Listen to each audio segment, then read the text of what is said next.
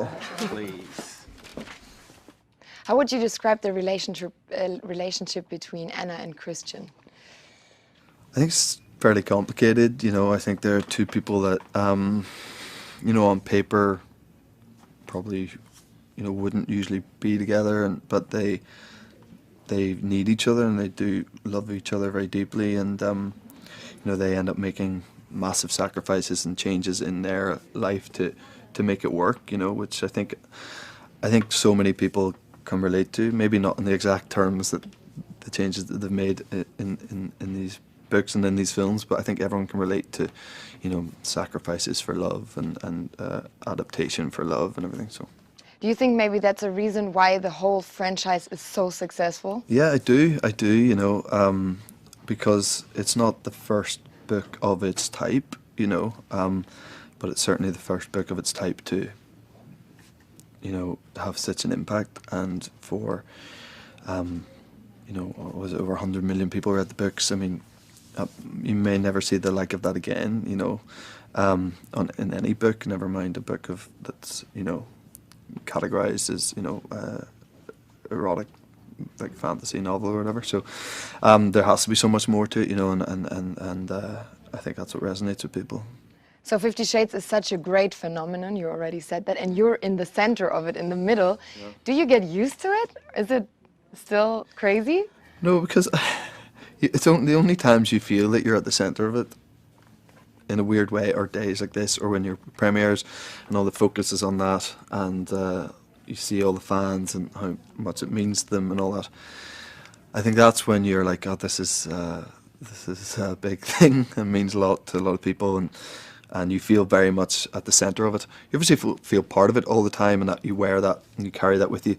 But when you're in such a bubble when you're making movies, and it is just very much just you, the other actors and the crew, and that sort of outside world and intrigue with what you're doing, and interest, it sort of doesn't filter in a way, unless now and again we're like on location somewhere and fans would be there and you get a sense of it. For the most part, you're sort of in a studio like this and you're just focused on the work, and you're not that aware of the sort of heightened madness around something like this. How did your life change? I mean, can you grab a coffee somewhere and just be relaxed on the streets in London? Yeah, I think so. I mean, I definitely get recognised more now than I would have previous to this job, of course, but I don't, it hasn't had that much of effect. I think there's people who get it a lot worse, and we sort of made a point of moving out of London now, so we're out in the countryside, sort of in the middle of nowhere, and that definitely helps. I think you can go seeking it a bit more. I'm not saying that if you live in London you're seeking any kind of like recognition, but it's definitely easier if you're not there. Is it easy for you to shake off the role after the shoot? I mean, if you're shooting rough scenes or if you're shooting love scenes during the day and you get home, how do you try to shake it all off? Well, I mean, for this movie, and we shot 2 and 3 back to back, and my family were with me in Vancouver for the entirety of the shoot, so they were there for 5 months or whatever it was. And I have 2 young kids, 2 kids under 3, so you have no choice as soon as you walk through the door but to shake it off. You can't carry any of the character with you, no matter what job you're doing. Kids don't allow you to be anything but dad, and that's a brilliant thing, and it's actually really beneficial in helping you just leave the work behind and pick it up again the next day. So how was shooting again with Dakota, second time? Was it easier? How was the chemistry between you both? I think it's easier because we know each other a lot better. The first movie, they're heightened situations, this, right? You're dealing with quite a lot of sex scenes, pretty much with a stranger for the most part, and that is an odd sort of environment. But Dakota and I have an ease with each other now, and a respect for each other, which I think is very important. We make each other laugh very easily. Again, I think that's very important when you're trying to get through days like that, where it's so sort of heightened and at times feels very surreal. So it was definitely, I think in general, 2 and 3 was an easier process because not just Dakota and I, but everyone knew each other better and were more comfortable around each other and becomes a bit more like a sort of family atmosphere and that makes work easier, you know. Do you still talk about your first love scene sometimes, or do you know what was running through your head? I don't know if I remember the first love scene. Probably should. Um, no, I don't actually remember it. Oh, I do. Okay, I do remember. We were sort of eased into it quite gently. The first one, you know, we didn't do anything too extreme on day one. So we purposely left most of that to the end of the shoot in the first movie so that Dakota and I had time to sort of get to know each other better and feel more comfortable around each other. So I think that was sort of important, you know. Yeah, to get to know each other and to get used to each other. I Yeah, think that's definitely. really Yeah. everyone thinks about that. So I read in an interview that you were a skinny kid Yeah. and you struggled with that, or did you struggle? Well, is that true, first of all? And how was it for you? How were the challenges as a kid? Because now you look completely different. I think I still feel like a skinny kid. I now just feel like a skinny adult. Um, yeah, I've always struggled with that. I don't. I played a lot of sport at school.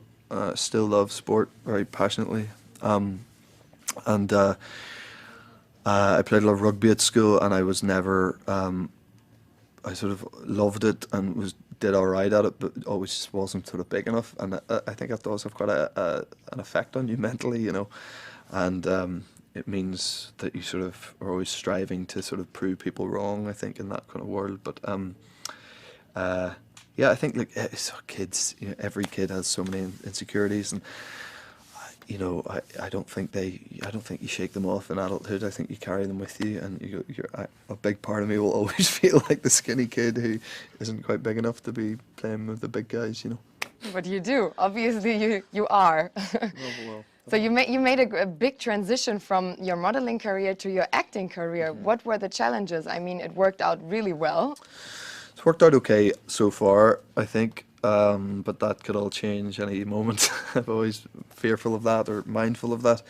I never wanted to be a model, really. Something I sort of felt like the right thing to do at the time, and sort of guided down a path to an extent, and I needed to be guided down it because I wasn't going to take it myself, I don't think.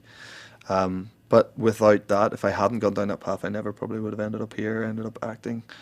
I just had a very strong sense when I was younger, and when you're starting to try to make those decisions in your late teens of like what you're going to do for a living and stuff, those terrifying prospects. I just knew that I didn't want to work in an office environment of any kind. I knew I didn't have the right temperament or aptitude or sort of resilience to do that. So, you know, I'd always enjoyed acting or whatever, and the modelling thing, just I don't know what that was, but it happened for quite a long time, and then I was very happy to get out of it. So I read in an interview that you shared an apartment with Eddie Redmayne. Is that true? How can I imagine this living situation? Party every day, or how was it? We partied a bit, yeah, we did. We were, it was a long time ago now. You know, Eddie's one of my closest friends, and him and I, and there's a sort of load of actors from the British Isles, if you like, in Britain and Ireland, and we'd all come over to LA and try and fail to get work, and I mean, it really was like that. Like nobody, it wasn't really happening for any of us, and we were all in our early to mid 20s, I guess, at the time. And yeah, Eddie and I rented a house up in Laurel Canyon for a couple of months, and just, you know, tried to, you know, do what every other guy's doing. It was like trying to make something happen in LA, and it didn't. Definitely didn't happen. We had a fair share of rejection, but we had good fun. We played a lot of ping pong. That was my abiding memory. We played a lot of table tennis. That's how we filled the days after failed auditions. Sounds like fun. Yeah, beer and table tennis. It's a good combination. Okay, do you know any funny story of any craziest fan reaction you have had? Not really. I mean, there is one that I remember. I was in what I call a lift, and people in the States probably call it an elevator. I don't know what you call it in Germany. What do you call it, an elevator or a lift? Aufzug, elevator. Elevator, okay. Yeah.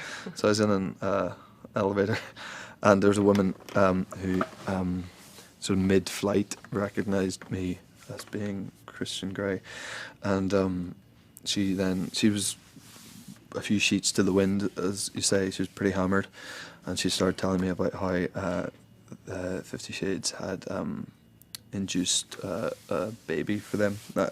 Not induced, like she wasn't in labour and then read it and went into labour, but like they, as a result of reading the book, her and her partner started to have far more sex, and they got a baby out of it. And they could, she said, I mean, she was hammered, but I think she said that they couldn't have children before or something. So that's quite a positive, nice fan reaction. What did you say? Well, Congratulations. what do you say? I was like, that's great. You know, you name the baby Christian. I don't know. You know. Good idea. Or Jamie. Yeah. So, yeah, how did this fame affect your personal life? What did change for you? I mean, you said you moved to the countryside, and how did your family and your closest family react? I mean, I don't think any of that really changes it. I mean, we moved to the countryside, but we've had a place in the countryside for 6 years anyway, so we just decided to move there more permanently. You know, on the personal side of things, like nothing really changes. You know, my family are the same. I've had the same group of mates since I was a very young kid, and they really don't care about what I do for a living. It doesn't interest them at all. What they do for a living doesn't really interest me much. Our friendship is based on things above that, hopefully. So everything just sort of goes on regardless. I think they get freaked out if guys have grown up with me when there's people recognise me and stuff. They don't enjoy that. I don't enjoy it either, but I think they find that very sort of alien because it's so far from what we would have known growing up. You know, unless you grew up somewhere weird like LA, you probably aren't sort of used to that kind of thing. You know. Did they watch the movie? I'd say some of my friends have watched the movie, but I'd say for the most part they haven't. No. Okay. Thank you so much. Thank you very much.